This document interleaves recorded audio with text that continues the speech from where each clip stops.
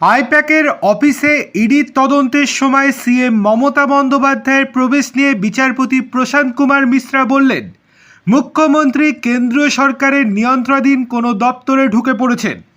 যদি 226 অনুচ্ছেদের অধীনেও পিটিশন গ্রহণযোগ্য না হয় আর 32 নম্বর অনুচ্ছেদের অধীনেও না হয়, তবে এই বিষয়টির বিচার করবে কে?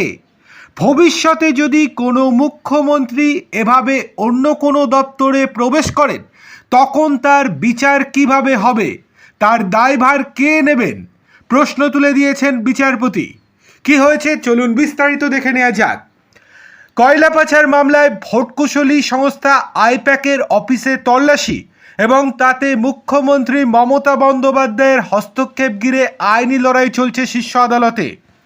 বুধবার সুপ্রিম কোর্টে বিচারপতি প্রশান্ত কুমার মিশ্র এবং বিচারপতি এন.ভি. আঞ্জুরিয়ার বেঞ্চে এই মামলার শুনানি চলছে।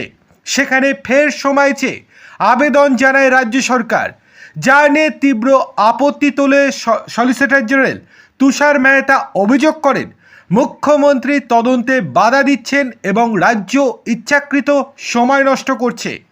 রাজ্যের পক্ষে বর্ষিয়ান আইনজীবী কপিল সিব্বল আদালতে আবেদন করেন তারা এই মামলার একটি প্রত্যুত্তর জমা দিতে চান, কিন্তু সলিসিটর জেনারেল পাল্টা মনে করিয়ে দেন আদালত ইতিপূর্বেই 4 সপ্তাহ সময় দিয়েছিল। বিচারপতি মিশ্রও রাজ্যের এই সময় চাওয়ার প্রবণতায় অসন্তোষ প্রকাশ করে বলেন, ইতিমধ্যেই অনেকটা সময় দেওয়া হয়েছে, এটা সময় নষ্ট করার চেষ্টা ছাড়া আর কিছুই নয়। শুনানি চলাকালীন সলিসিটর জেনারেল তুষার মেহতা বলেন, এটি অত্যন্ত আশ্চর্যের যে একজন মুখ্যমন্ত্রী কেন্দ্রীয় সংস্থার তদন্তে সরাসরি হস্তক্ষেপ করছেন। তদন্ত চলাকালীন তার এইভাবে ঢুকে পড়া অত্যন্ত অস্বাভাবিক একটি ঘটনা। এর আগে ইডি হলফনামা দিয়ে জানিয়েছিল, আইপ্যাক অফিসে তল্লাশির সময় রাজ্য পুলিশ এবং কেন্দ্রীয় বাহিনীর সংঘর্ষ এড়াতেই তারা পিছু হটেছিল।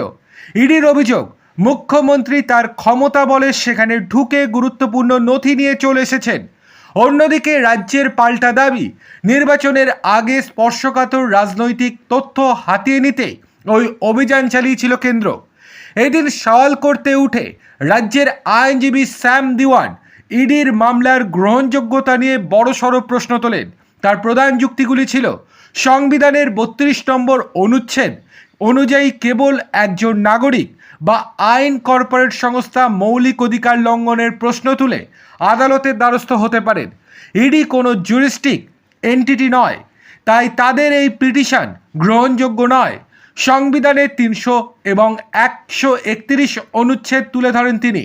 কেন্দ্রীয় সরকার বা রাজ্য সরকার মামলা করতে পারে, কিন্তু একটি তদন্তকারী সংস্থা স্বতন্ত্রভাবে এই ধারায় মামলা করতে পারে না। রাজ্য জানায়, প্রয়োজনে ভারত সরকার মামলা করুক, কিন্তু কোনো দপ্তর বা ডিরেক্টরেট নয়। যদি ইডিকে এই অধিকার দিতে হয়, তবে অনুচ্ছেদ 145 নম্বর অনুযায়ী 5 বিচারপতির সাংবিধানিক বেঞ্চ গঠন করে তাদের এখতিয়ার নতুন করে ঠিক করতে হবে। রাজ্যের যুক্তি শোনার পর বিচারপতি প্রশান্ত কুমার মিশ্র মন্তব্য করেন, তদন্ত চলাকালীন কোনো মুখ্যমন্ত্রী জোর করে ঢুকে পড়া মোটেই অভিপ্রেত নয়। কাল যদি অন্য কোনো মুখ্যমন্ত্রীও একই কাজ করেন, তখন তার দায়ভার কে নেবে? আপনি নেবেন? প্রশ্ন করেন বিচারপতি মিশ্র। তখন খানিক চুপ করে যান আইনজীবী দেওয়ান, কিন্তু তারপরেও তাকে থামানো যায়নি। একের পর এক বক্তব্য রেখেই চলেছেন শ্যাম দেওয়ান। তিনি চাইছেন, বা সকলেই বুঝতে পারছেন, তিনি মামলাটির জন্য যাতে আরও সময় পাওয়া যায়, যাতে মামলাটি আরও পিছিয়ে যায়, সেই জন্যই চেষ্টা চালিয়ে যাচ্ছেন নিজের মতো করে।